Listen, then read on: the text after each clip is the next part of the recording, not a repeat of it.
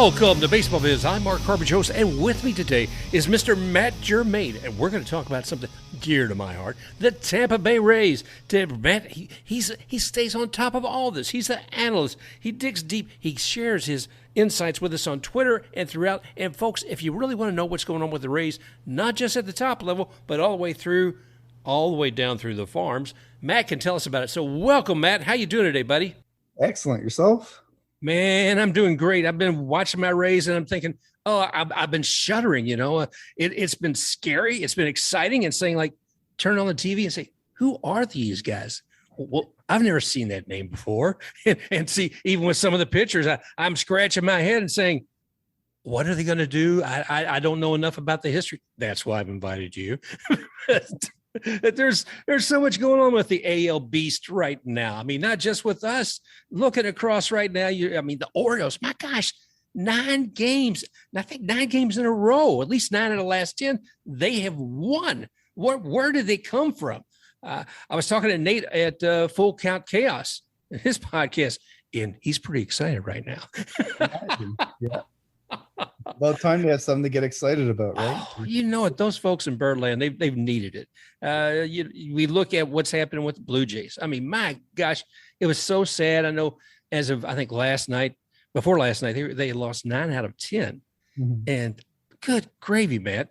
I'm seeing that and I'm saying, what's happening? Well, I think part of that was looking back about a week and a half ago, there was a death in the family, so to speak. Mm-hmm. One of the coaches on the team, his daughter passed, and I don't know what happened, and that's their business. But I know something like that can impact not just the management, the coaches, but the whole team. So I'm not saying that's part of it, but it can change the mood of the team and what's going on. So maybe we can investigate a little bit more what's going on with it. But the sad thing was I'm seeing Charlie Montoyo getting tossed.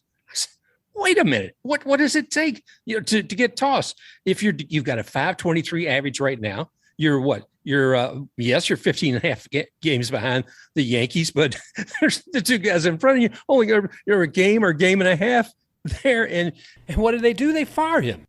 Yeah, I think the key thing with Montoyo to remember is there are very few managers who start off their career as managers and stay with the same team for a long period of time. True. There's growing pains for managers just like there are for players. And I think what Charlie will take from this experience is that he needs to step back a little bit and not be everybody's best friend, because it blurs your decision making.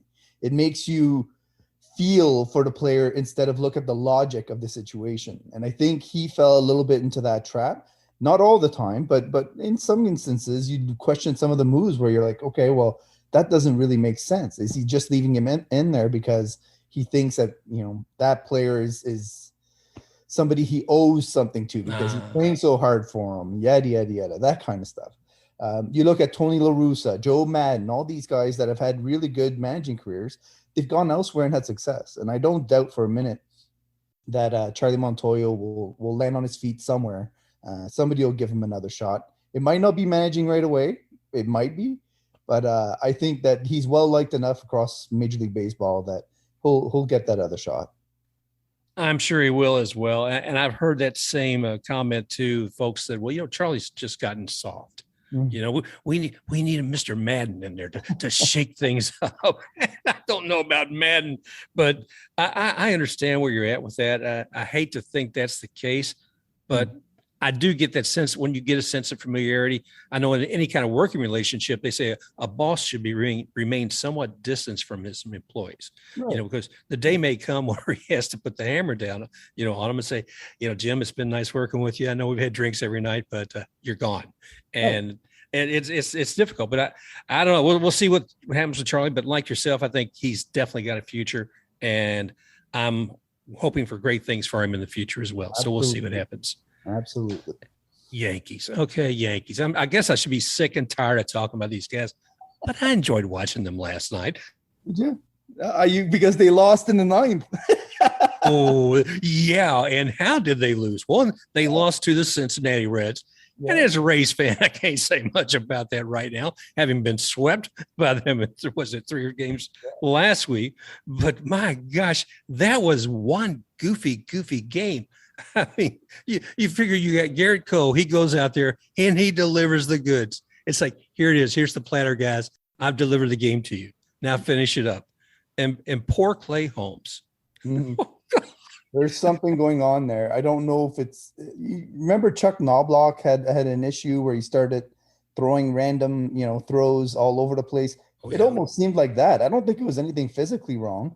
I just think he got a bit of the yips in that key situation. So that's not a good sign from a closer. No, yeah. And I can't imagine what the Yankees fans had to say on talk radio today, but I'm sure none of it was fun. Yeah. But geez, I mean, quit what he said. He had Pham got on base, I think, with a walk. Mm-hmm. And then I think the next guy got on with a hit. And then there was a couple of hit by pitches, all this going on underneath him. It's like, good gravy, man. But that's all it takes to topple a ninth inning. Jonathan India's at bat was key to that whole run. And I think you can see now why the Rays were aggressively pursuing him and why the Reds said no. He's one of those guys that steps up in big moments and he comes up with the big hits. He makes the plays and he lifts his team. I think if they could still get a hold of him somehow, they would. But I really don't think he's available. I think he's a cornerstone of what they're going to build next.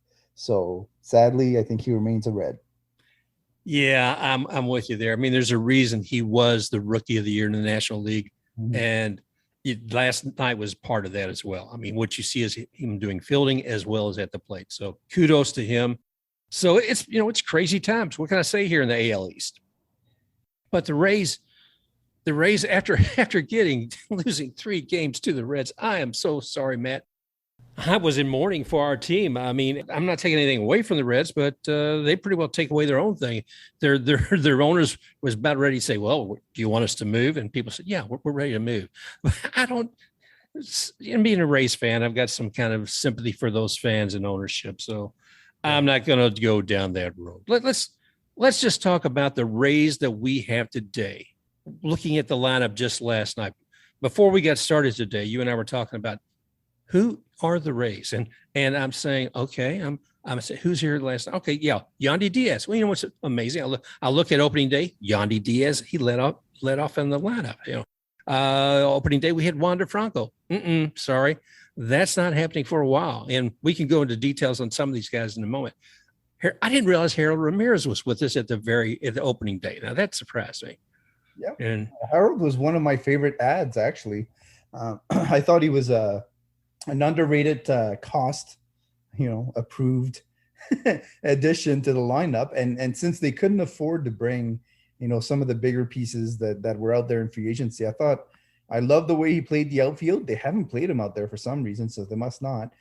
He runs the bases hard. He's a great teammate. He hits the ball hard.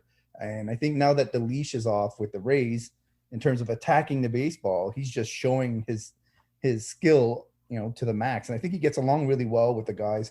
Francisco Mejia, Wander Franco and him talk all the time. You can see them, kind of joking around. And I think he's a great addition. They're all the guys that they've added, including Yu Chang and some of the other pieces. They're just great people in terms of additions. They're working hard. They're stepping in there and they're giving it their all. And really, the Rays, if they had a logo for this year, I would take Mystique from the X-Men.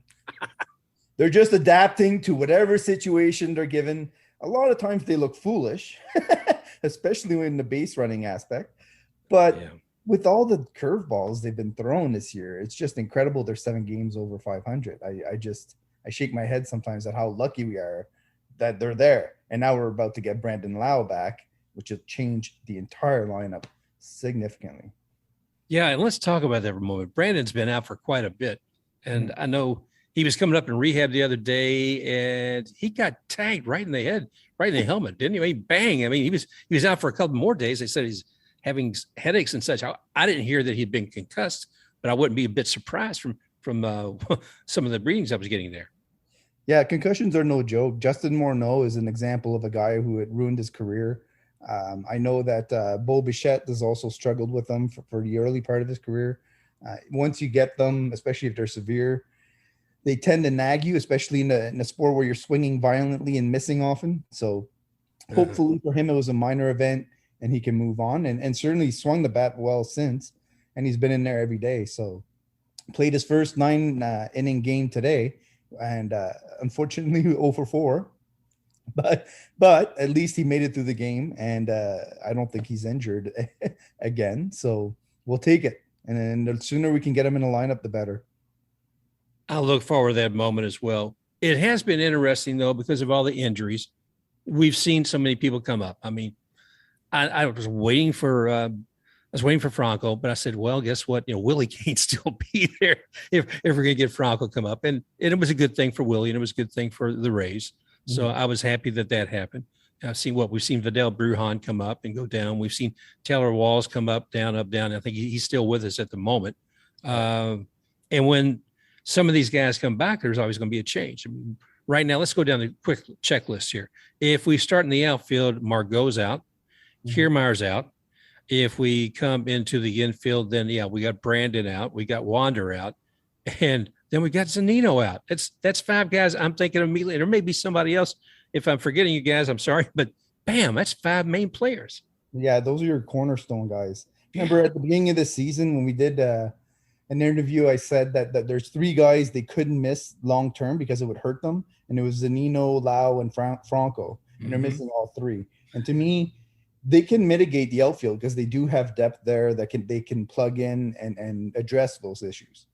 But in the middle of the infield and at the top of their lineup and power-wise in the lineup, until they got Paredes, which kind of solved a little bit of what Zunino brought to the table, I thought those 3 guys were key.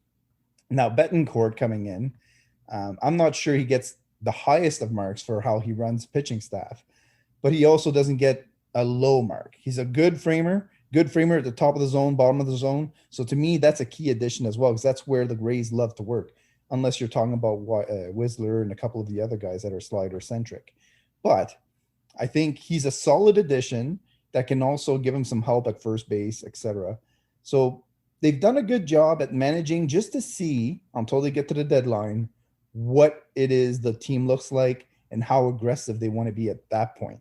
To me, that is goodness. Like if you had a crystal ball and you tried to, I've been trying to work out scenarios and I have a million different ideas. I know all of them are wrong, but they are going to do something. And that's the key with the Chang and the Bethancourt moves, is that they're tinkering enough that something's coming. Now, Chang is especially intriguing because it means, okay, if they're using him as a bench player and they're comfortable with that, it opens up the possibility of trading Vidal Brujan, which I know for a fact a lot of scouts and other teams are really high on. Yeah. So to me, he's the piece more than likely that's going to go. He doesn't really have a true spot on his team because Xavier Edwards is so much better hit tool-wise. He is going to rock Major League Baseball pitching. So if you know that, why would you hang on to Vidal? He's got, he's your gem that you can trade at the deadline because the ceiling is so high. So, and you have other guys behind him, Carson Williams, Greg Jones, Alika Williams, which is doing really well now. He stepped that up a notch in the system. So you've got other pieces at shortstop that can mitigate, any future holes that you may or may not have. So Vidal Brujan is one major piece I think you might see on the move this year. Well, we get attached to a lot of these guys, but this is part of the business like we were talking about earlier.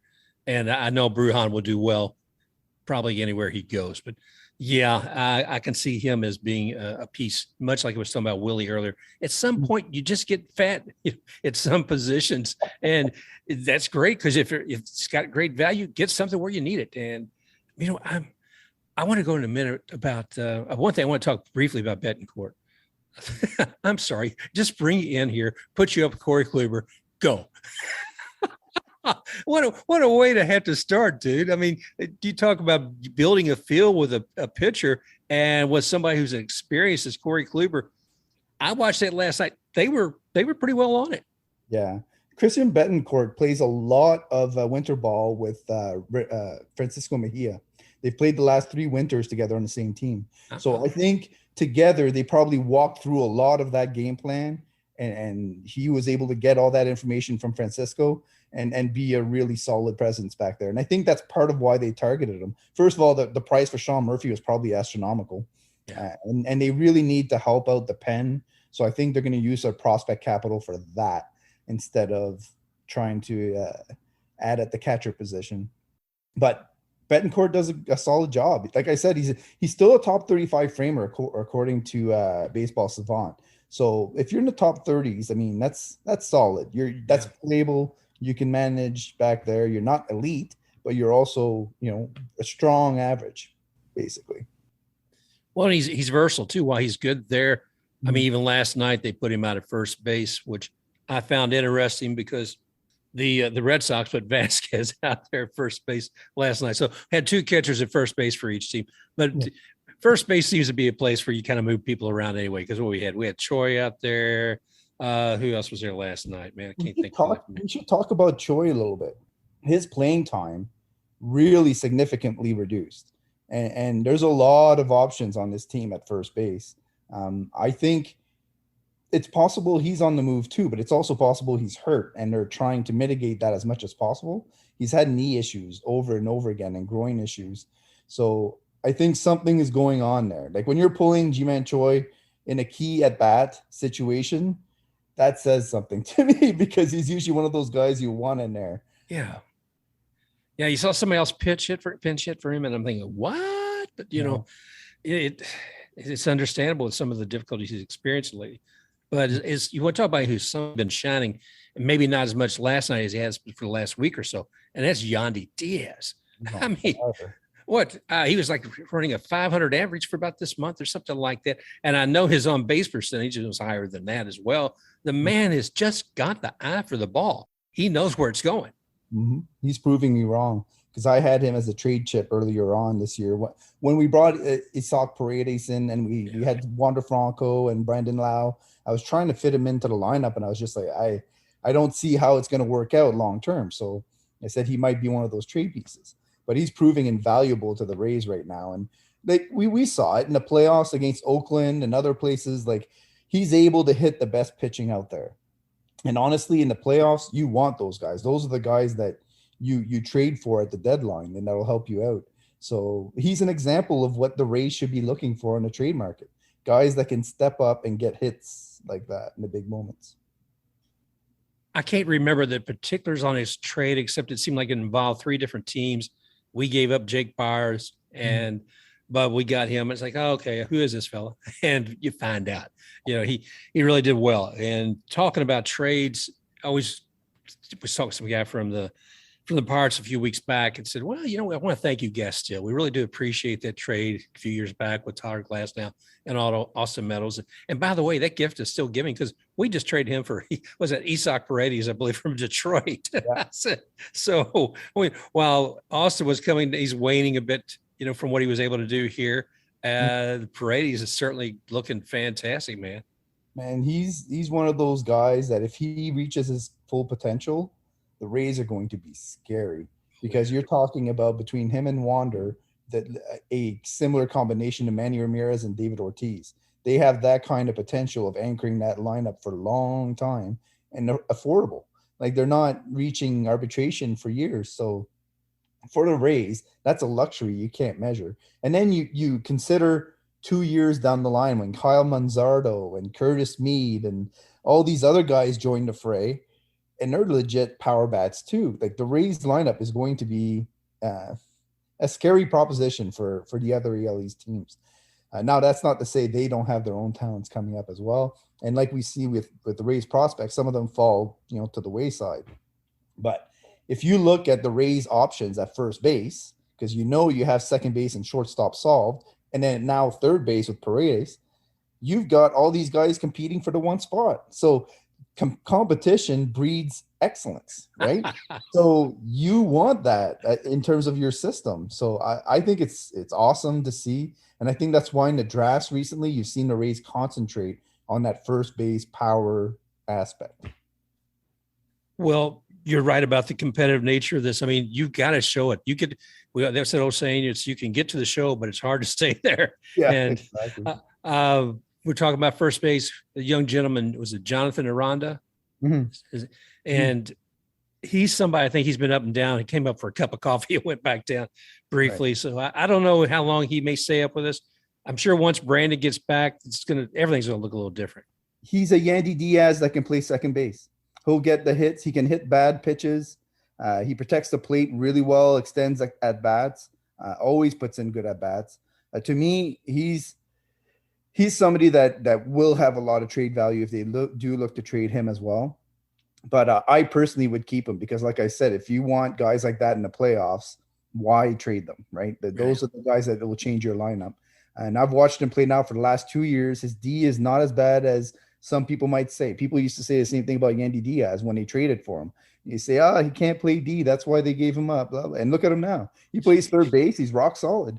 You just got to put in the work with him. And I think Jonathan Aranda has, 5 years of experience in the winter leagues and Mexican league. He's very solid. He barely ever makes errors. Now, that doesn't mean he has extended range, but he's a very, very, very solid player defensively and well above average in terms of hit tool. So why wouldn't you keep that around, right? I hope so. Like I said, as much as I enjoy almost a traditional look of who the Rays were from last year, to see these young guys come up, man, it's exciting. And like I said, Aranda, Bethancourt, and Paredes, seeing these new faces out there and seeing what they're able to do, it is exciting. But then you look at somebody, talk about Franco, God, I love you, but man, I really wonder if he's going to be like an Aaron Judge, if he's going to wind up having injuries year after year after year. I think that's a tough call. I mean, I'm not a doctor. You look at Fernando Tatis Jr., he's learning the same lessons. And Ronald Acuna Jr. had the same lessons. Grady Sizemore is a guy I think back to that could have been, a perennial superstar for 10 years, but he would use his body so much that he was done after a few. So luckily, Wander has said that he's learned, right? That he's learning. He's going through it, and he's learning when to push and when not to push. I mean, we just saw Brett Phillips lay out the body for a catch, right? Like, in some instances, you need to do that, right? But it has to be measured. And I think I knew something was wrong, and I wouldn't be surprised. I can't prove it. I wouldn't be surprised if the hamate issue was an issue 2 months ago.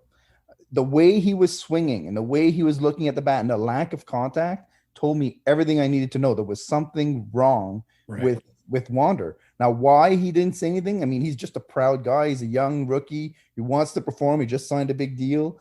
And it just makes sense mentally. But the Rays pride themselves on being extremely good at mental coaching. So they should have caught that well before the point they did, in my opinion. If I can see it from sitting at home, I mean, I know they want to trust what he's saying to them, but at some point somebody should have taken an X-ray and said, let's take a look and see what's going on in there, or an MRI, whatever. So hopefully, I don't think it's going to be a perennial issue. Hopefully he can come back this year and be ready for the playoffs if they make it in, and really, step the lineup up a notch and show what he can do. He was awesome in the playoffs last year in a short little 3-game set. So. Yeah, well, I hope they have him back soon. And like you said, I hope that these teams look closer. Some of these young men are proud, and they have something to prove and to achieve, and they need some guidance, like you're saying. So I hope that he and the others get that from the Rays, and the same with the other teams as well with their players. Okay, man. Can't help but ask you about this, the pitching. Okay, I know McClanahan's taking the mound tonight. And then you get to the bullpen. I know I'm going all over the place, and I'm saying, "Where's my Nick Anderson?" Yeah. Oh my gosh, I wish he was there. There's who do you see? Tell me a little bit about pitching. So starting pitching wise, I think it's a blessing in disguise that Jeffrey Springs is on the IL, and I think it's almost planned. It's one of those does your back hurt? No, really. Does it hurt? Because his innings were going, way high.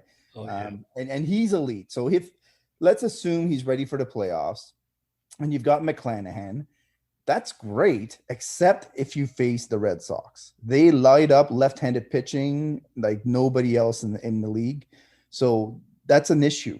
When you look at the right-handed side, I mean, we saw what Drew Rasmussen did against the Red Sox last year. And then you have Luis Patino, who's kind of a wild card, and Shane Baz, who's a wild card.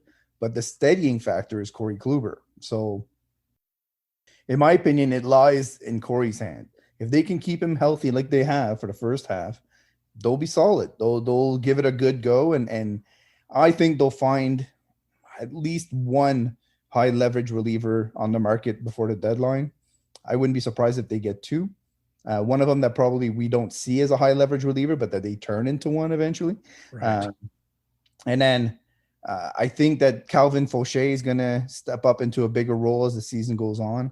He's the guy that I think can be that stop, if things are getting out of hand, you need big outs, they'll bring him in before bringing up the other guys. Now, Pete Fairbanks is hitting 99 in AAA, and he's not looking elite again yet, but he's getting there. He's looking healthy. The ball's coming out well. There's just something he's working on, I think, working through. And once he comes up, if he's healthy, I think he's going to be another huge addition to the pen, obviously. But they have some other guys that are coming up on rehab assignments that are just constant, question marks. So you have Nick Anderson, you have Cody Reed, you have Yanni Chirinos. Those three are going through rehab assignments right now. If any of them come up, I mean, Yanni Chirinos in a 2-inning stint, he would be elite. That sinker would just drive people nuts. He'd be basically your renewed Andrew Kittredge type, right? Oh, yeah. So I could see him stepping up into that kind of role, like being a stopgap, guy in the pen as well. So they have options. It's just hard to paint that picture of exactly what it's going to look like. And I don't think they know, to be quite honest. They're just trying to add assets and to work and find what they might want to keep after the deadline. Because after the deadline, you got what you got and you roll with it. Well, last year, the Braves probably did just about as well as anybody as far as putting together a team, to win the World Series. Right. And that was amazing. And of course, they rented those guys because 2 or 3 of them, at least, they didn't keep them. You're looking at us right now, and here we are, middle of the season. Basically, what probably our biggest need is in the bullpen. Yes. Absolutely. Okay. All right. Because I expect Manuel Margot to come back before the end of the season. So if you look at the outfield with that fact, I don't expect KK to come back. But if I'm using Margot, Rosarena, and another piece in the outfield, I can work it. I can manage. I can get production out of that. And I'm hoping Josh Lowe can actually break through and produce the way I know he can, right? I know he's never going to be a 340 hitter, but he should be a 250 to 270 guy that's producing at a high rate. So if they are able to, add maybe a fourth outfielder that makes sense, that would also be a need, you could say. But to me, they have to get one, high leverage guy that they can count on, sort of like what they did with Nick Anderson. Give up that big prospect, go get the best reliever on the market, and shut it down. To me, Alexis Diaz is an example of that. We just saw him with the Reds. He's a shutdown guy that they could go and get. He probably wouldn't cost as much as what Nick Anderson cost. Still would cost a significant amount, but he would be that piece that you're adding. Now, he's just come off the IL for some health issues, so that makes that a little hard. But there's other guys that you can, look at, and they're going to be aggressive on that because I think it's one of the few weaknesses. First base is covered. Second base, if Brendan Lowe is coming back healthy, you don't have to worry about. And you've got the depth in the system and Xavier Edwards and other guys if you have to call on it. So I think that's the big hole. That, really high leverage. If they can add one elite right fielder, let's say, sure, I think they'll do it. But it would have to be the right fit. They're not going to break apart the team to do it. Yeah. And I don't think guys like Juan Soto and that are available. So the wild card I threw out there on Twitter recently, and you're going to love this, because I don't think they can afford him. If the Angels kept him, they would have 3 guys eating up or over 120 million after 2023. So that's Shohei Ohtani, right?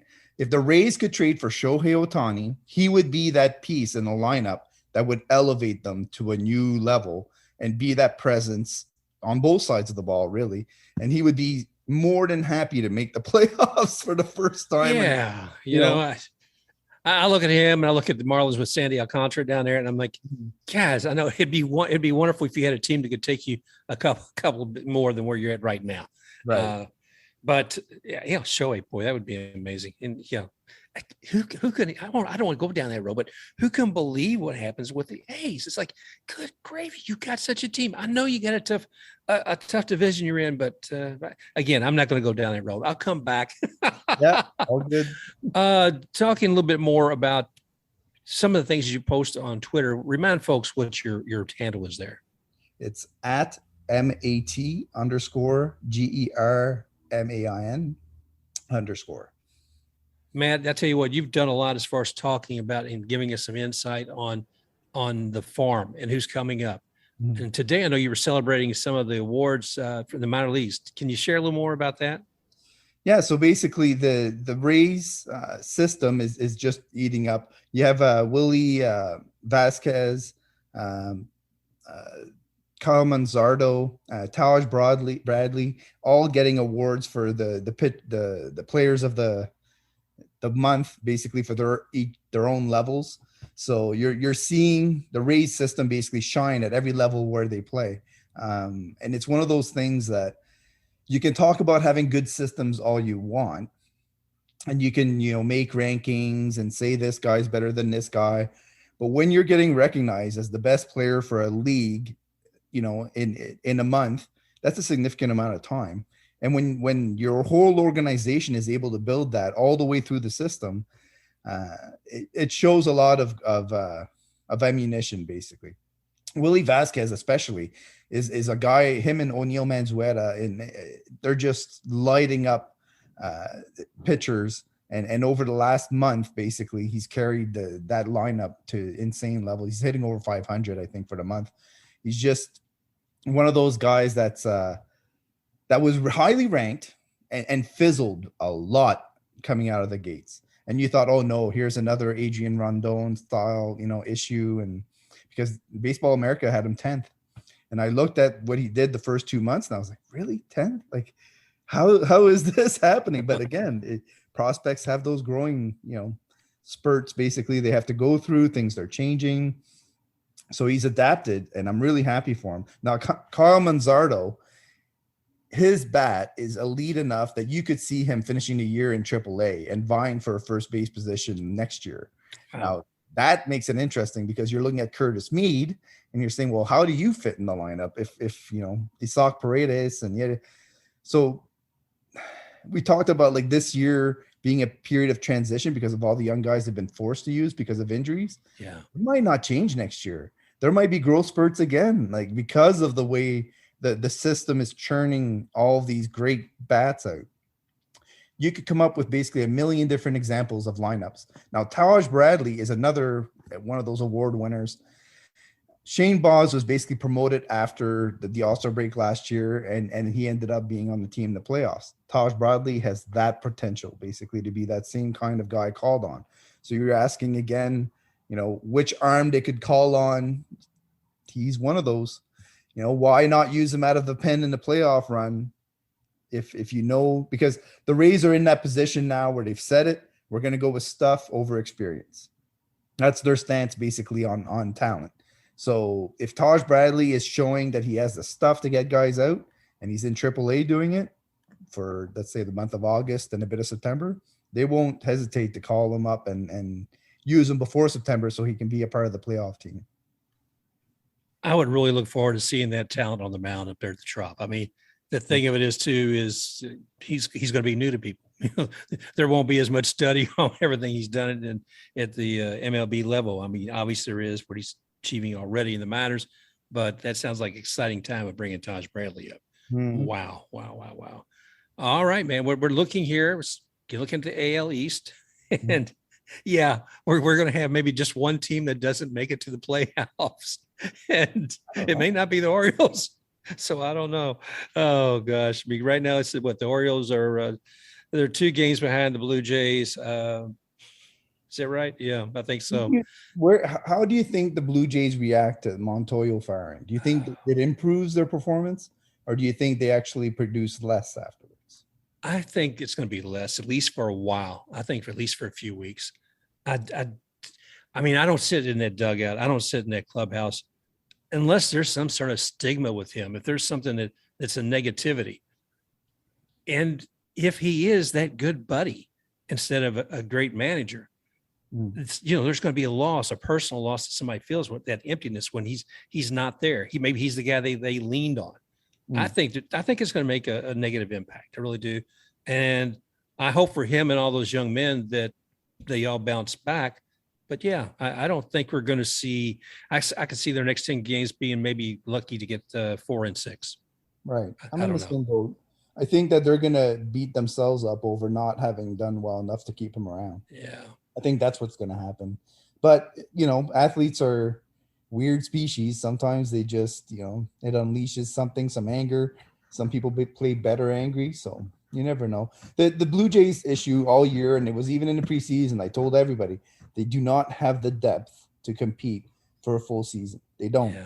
They absolutely don't. And I saw the Ryu thing coming. If you looked at his Korea innings on top of what he's done in MLB, and same with Kikuchi. I mean, it's just insane that they banked so much on those guys and didn't back them up with guys in AAA. There was a good God, a couple of dozens of veterans they could have picked up and had in AAA ready to go. Look at the Rangers with Martin Perez. Like, why don't they trade for Martin Perez and Cole Calhoun? Those would be two perfect pieces for the Jays, in my opinion. It would deepen their rotation. It would solidify their outfield. Lourdes Gurriel is a terrible fielder in that field. He's just, I don't know what he's doing half the time, but trade him to the Astros. Go get a reliever, put him with his brother. But, yeah. We'll see. I think I think Montoyo is a victim of the front office. By that, I mean, obviously they make the decision but it's like a lot of times what happens on the field is really dependent upon who you're bringing in, who you're keeping, who you're nurturing, who you're bringing up. And the manager doesn't get to make all those decisions. So anyway, well, we wish him well. The Orioles. Are they making the playoffs? It could be. They had a pitcher and a reliever, right? Have the lineup to compete. So I would love to see the Orioles and the Rays make it to the playoffs. Man, and the Red Sox and Jays not. That would just be that would be my I would have a big banana split at the end of the season and just laugh. That would be rich. I don't know, man. They're on run right now. I know some of the teams are questionable. It's a great a lot of great things going on right now. Exciting time for the AL East and certainly for the Rays. It's a very interesting time seeing all this young talent. What do you see for the rest of the season? Do you see us elevating up to staying at the top? I should say number 2 position with the Yankees? Yes, because I believe the front office will make the moves necessary to keep the Rays playing at a high level. I think Brandon Lowe returning to the lineup is going to be huge. Yeah. I think it's going to be the lift. Like, I think of him and Paredes basically anchoring the 2 and 3 hole with Yandy Diaz at leadoff, and I think we can score some runs. And then Manuel Margot returns at some point, and then you're on your way. So I think the extra playing time for guys like Francisco Mejia is going to benefit this team. His bat is special enough that he can elevate the lineup as well. Tyler Glasnow returning is going to be a huge boost to this team. So there are enough pieces returning that you're just intrigued about what it could look like by the end, right? Like, I hope we do see relieving in 2 innings in the 6th and 7th. Like, you're the other team. You're like, come on, what is this? What am I supposed to do? Oh my! Oh man! Well, it's fun to be a Rays fan right now. So, I appreciate the time you take to dig deep into what's going on, especially what's going on with the minor leagues with the Rays. And thank you again here for joining us on Baseball Biz. Are there any other nuggets that we should be top of mind that we should be considering right now? No, just basically watching the promotions and waiting for Xavier Edwards to be added to the 40-man roster, because I think he's the next one coming on. He's going to be Rule 5 at the end of the year. So I think there's a very good chance he's added on before September 1st. We'll see. All right. Well, boys and girls, keep your ears open and your eyes on the game, because we're having a great time this season as fans of the Rays. We're hoping you're all enjoying it as well. Can't wait to go see what Mr. McClanahan's doing right now on the mound. It should be fun. Matt, thank you once again for joining us here on Baseball Biz. And brother, it's always a great time talking with you. Awesome. Love to be in. All right, brother. Well, you take care, and we'll get together again real soon. Absolutely. Anytime. Right. That was Matt Germain, a good friend of the Baseball Biz show. Matt's a great analyst on everything happening with the Tampa Bay Rays and what's emerging from their minor leagues.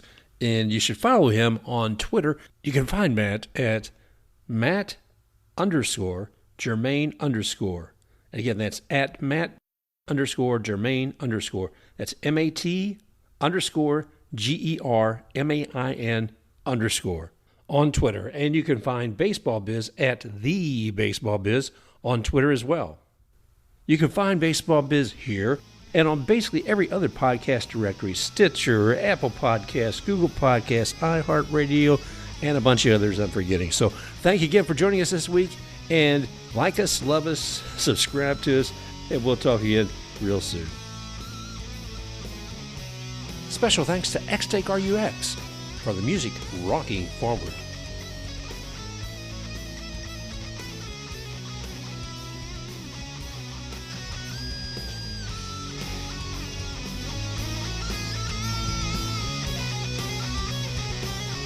Come on. What is this? What am I supposed to do? Oh, my.